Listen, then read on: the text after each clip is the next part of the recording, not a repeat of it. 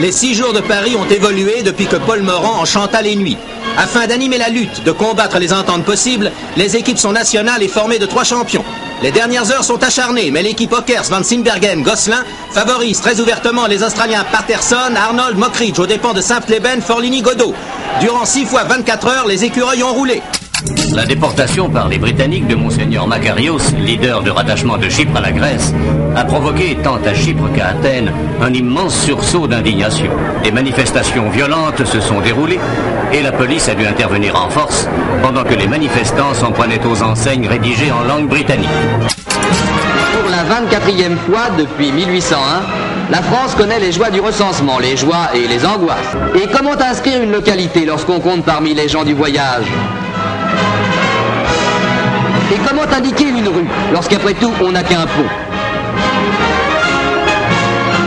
À La Havane, capitale de Cuba, le général Batista, appuyé sur l'armée, vient de prendre le pouvoir par un coup d'état éclair. Les inventeurs se sont donné rendez-vous à Bruxelles et leur 9e salon s'avère être une mine de trouvailles, toutes plus étonnantes les unes que les autres. Tirer une photo en 15 secondes sans chambre noire n'est plus ici un problème pour personne. Des jeunes garçons et des jeunes filles de 14 ou 15 ans en pleurs, proches de l'évanouissement, ne comprenant pas, n'admettant pas. Car Claude François était un chanteur très populaire, déchaînant des passions proches de l'hystérie, et ce depuis 1962, date de la sortie de son premier disque, premier tube, Belle, Belle, Belle.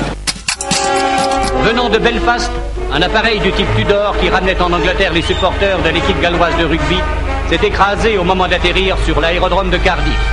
Imprudemment surchargé, l'appareil devait percuter au sol et on ne pouvait retirer des décombres que 3 survivants. Pour ou contre le roi Léopold III, telle était la signification du référendum belge. Le dépouillement devait donner 58% des voix en faveur de Léopold III et 42% contre. Sur les 900 000 petits Français nés en 1946, 100 000 sont condamnés.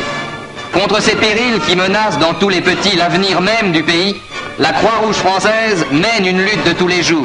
Mais pour tout cela, la Croix-Rouge française a besoin de votre concours. Les problèmes sociaux demeurent préoccupants en France.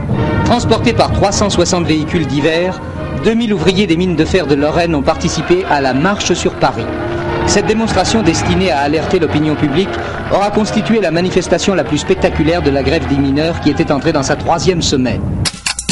Grâce à Engels, à son dévouement constant et à son aide financière, Marx pourra écrire Le Capital, qui connaît dès sa parution un immense succès.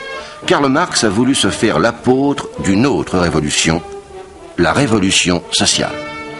Et quand le soir tombe sur l'Expo 70, l'imagination des artistes et des architectes prend toute sa valeur sous les jeux des lumières innombrables et avec les gadgets électroniques.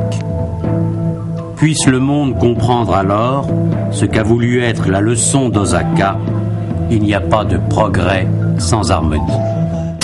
Le 15 mars 1880, l'armée du salut établissait ses premières bases à New York, débarquant d'Angleterre sous les ordres de George Scott Relton.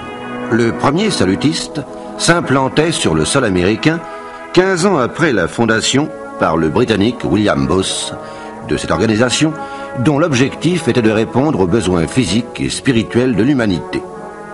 Aristote Onassis est mort aujourd'hui à l'hôpital américain de Neuilly des suites d'une infection bronchopulmonaire à l'âge de 69 ans.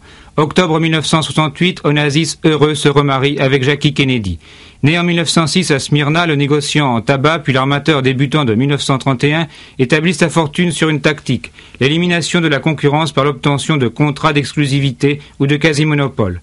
Au fait de sa gloire, en 1973, le grec le plus célèbre du monde perd son fils. C'est alors le début du déclin et d'une agonie qui vient de se terminer, loin des milliards, des bateaux et de la mer.